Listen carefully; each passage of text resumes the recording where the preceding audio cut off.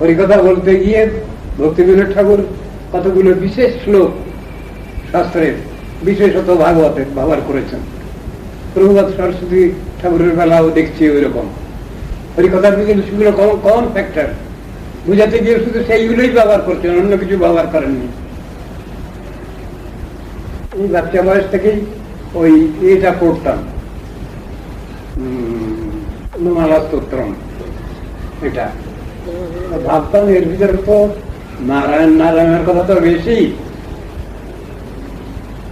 কিন্তু বহু জায়গায় দেখছি প্রভুপাদ মুকুন্দ মালা স্তোত্রের শ্লোক কোট করছেন, তার অনুভাষ্যের মধ্যে, তার ব্যাখ্যার মধ্যে, হরিকথার মধ্যে। এগুলো এক জায়গায় বুঝাতে যাচ্ছেন, যখন আমার কাছে সাক্ষাৎ সাধুসঙ্গ থাকবে না তখন আমি সৎসঙ্গ পাবো কি করে, প্রশ্ন করেছি প্রভুপাদকে। উনি বলছেন কেন, যখন থাকবেন না তখন গ্রন্থরূপী সাধুসঙ্গ করবে, অপ্রাকৃতিক জীবনী আলোচনা করবে, অপ্রাকৃত দিব্য জীবনী আলোচনা করবে, তাদের হরিকথা আলোচনা করবে, শাস্ত্র আলোচনা করবে, চৈতন্য চরিতামৃত, গীতা, ভাগবত সব আলোচনা করবে। ওটাই তো পরোক্ষ সাধুসঙ্গ। এবং খুব সুদৃঢ় বিশ্বাসের সঙ্গে, যেগুলো সাধারণ নভেল নাটক নয়, এগুলো পরতত্ত্ব অক্ষর আকার, সেই এগুলো সব অক্ষর ব্রহ্ম, শব্দ ব্রহ্ম,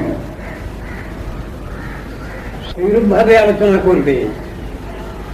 কথা তো বলা আছে, সাধারণ একজনের কাছে একটু হরিকথা শোনা, আবার একটু যারা প্রতিষ্ঠিত ব্যক্তি তাদের কাছে হরিকথা শোনা, দুটো তো সমান নয়, এটার মধ্যেও তো পার্থক্য রয়েছে।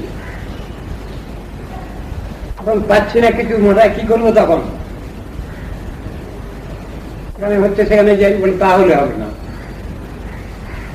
যেখানে কিছু ভগবানের কথা হচ্ছে সেখানেই যাই এমন কোনো কথা না, সেখানেও দেখতে হবে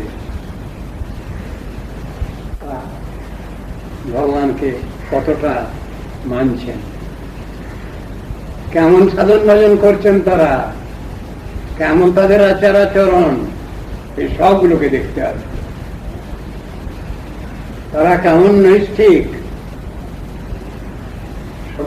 বিচার করার কথা রয়েছে শাস্ত্রে,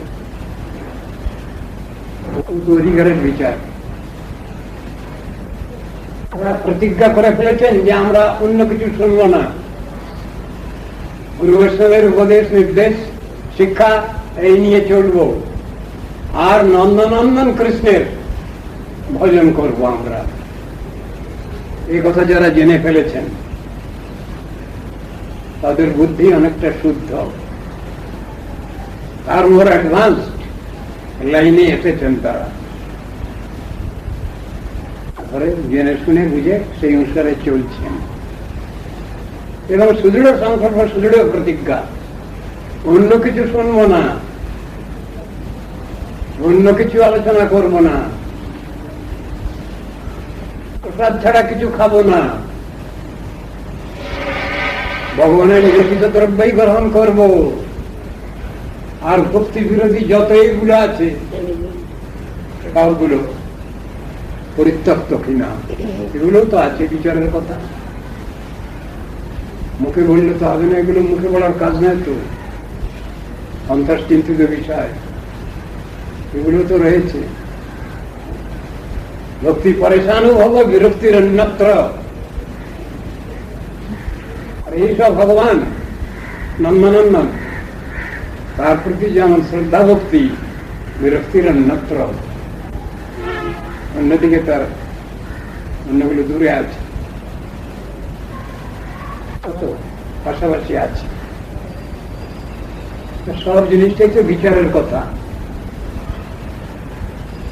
রয়েছেন বিশেষ অধিকারী ব্যক্তি বসে আছেন, কিন্তু সে অধিকার আমি কতটুকু নিচ্ছি, আমি কতটুকু বুঝি, কতটুকু বুঝে কতটুকু আমি বাস্তব জীবনে সেটা নিয়ে চলছি। আর যেখানে ভাব ভক্তি প্রেম ভক্তির কথা এসেছে সেখানে তো আর সাধনের কোনো কথাই নেই, সাধনের উপরের ব্যাপার তো গুলো কি করবো। সেখানে ভজন কথা হয় তাহলে তো গোপন করতে বলছেন নরোত্তম ঠাকুর, আপন ভজন কথা না কহিলে যথা তথা। খুব ভালো নির্দেশ নামা জারি করা আছে, বলা যাবে না।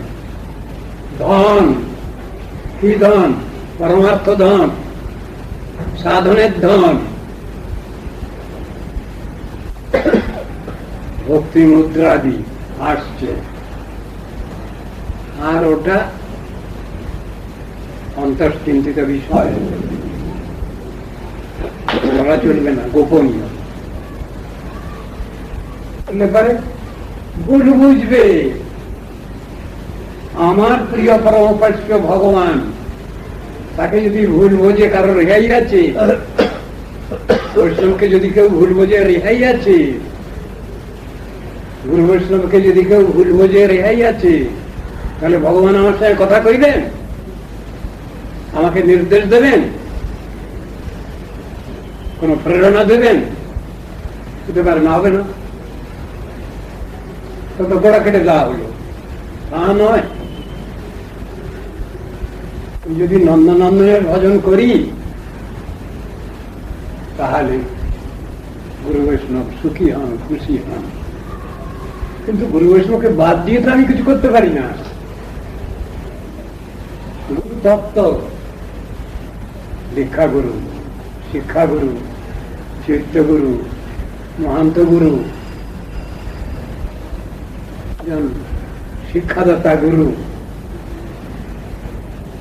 বিভিন্ন রকমের ক্যাটেগরি। তো প্রদর্শক, প্রদর্শক গুরু, ক্যাটেগরি আছে। এই কোন ক্যাটেগরিকে আমি অস্বীকার করতে পারি? ক্ষমতা আছে আমার? নয়। কিন্তু ক্যাটেগরি গুলো তো আছে, সবগুলোকে একাকার করে দেওয়া যাবে না। বিভিন্ন ক্যাটেগরিতে বিভিন্ন রকমের এটা হয়। ভজন গুরু কৃপা থাকলেও বৈষ্ণব কৃপা দরকার।